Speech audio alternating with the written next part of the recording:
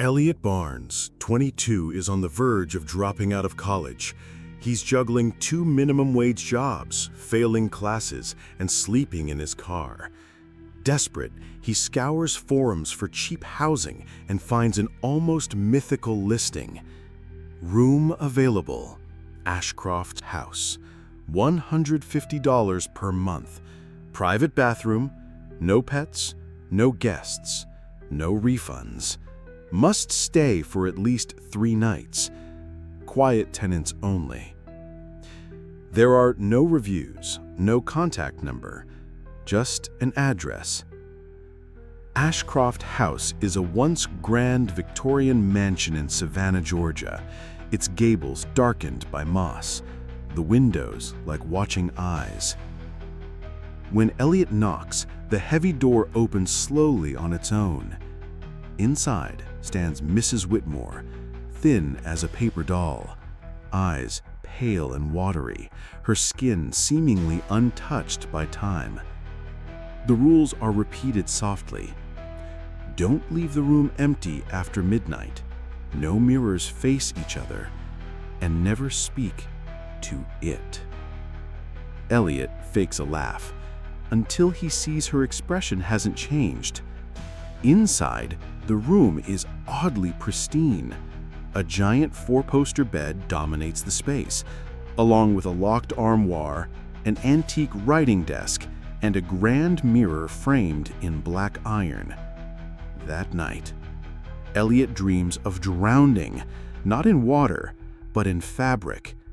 Something suffocating him with old curtains, its breath cold and wet against his cheek. Elliot's first full day feels uneventful until night falls. The house moans as if it shifts on its own. From the floorboards above, he hears dragging, like furniture being pulled across wood. But there's no second floor. He tries to distract himself, watching Netflix on his laptop, but every time he looks up from the screen, the mirror has changed. First, it reflects the bed as unmade. Then it reflects Elliot, but not in real time. It lags, stutters, or shows him sitting perfectly still even as he moves. He places his camcorder in the corner and sets it to record. The next morning, Elliot finds the desk drawer wide open. Inside is a child's drawing, stick figures of a man in a bed, a black scribbled shape standing by the mirror, and red X's over the eyes. He checks the camcorder footage. 3:11 a.m. The mirror's reflection twists.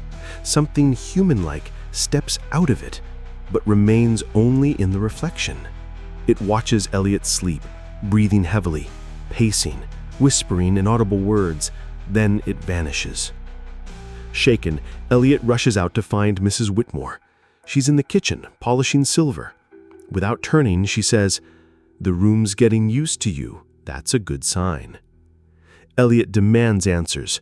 She smiles faintly, saying, "It never lets someone in unless it wants something from them." Elliot decides to leave, breaking the lease or not. He packs everything, grabs his bags, and tries the door. It won't open. No, not just locked. It doesn't exist. The hallway is gone. The walls have shifted. He opens the door expecting the hallway, but finds a second mirror reflecting him in total darkness. Behind him, nothing but void. Lights flicker. Furniture shifts slightly when he turns his back. The closet door bangs every time he blinks. The floor creaks in rhythm with his heartbeat. That night, Elliot tries to stay awake. He boards up the mirror with cardboard and tape. 3:11 a.m. The room becomes impossibly cold. Breath fogs in front of him. The boarded-up mirror begins to groan like bending steel. The air smells like earth and rot. Suddenly, he hears his own voice whispering from the closet. "You promised 3 nights. Let me finish." Elliot opens the closet. Inside is himself, waterlogged, bloated, eyes fully black. The other Elliot lunges out, and everything goes black. When Elliot wakes, it's morning. The door is back, the hallway is there, but something feels off. His phone is a dead brick. The camcorder footage is just static. He looks in the mirror, and for a split second, the reflection doesn't blink with him. It smiles, cruel and slow. Outside, he sees neighbors he doesn't recognize, wearing outdated clothes. He checks the date on a discarded newspaper, October 1993. Elliot realizes time in the house isn't linear. It loops, jumps, swallows. Every past tenant may still be inside, trapped in some layered reality. He finds a journal taped beneath the armoire. It belongs to Travis, dated 1979. Third night, mirror whispered my name. I saw my mother's suicide, saw her hand me the rope. I tied it. If you're reading this, don't leave the room. It becomes something else when it's empty. Worse. Elliot stares into the mirror. It no longer reflects the room, but Ashcroft House in flames, screaming faces in every window. Then, his reflection whispers, "You were always meant to stay.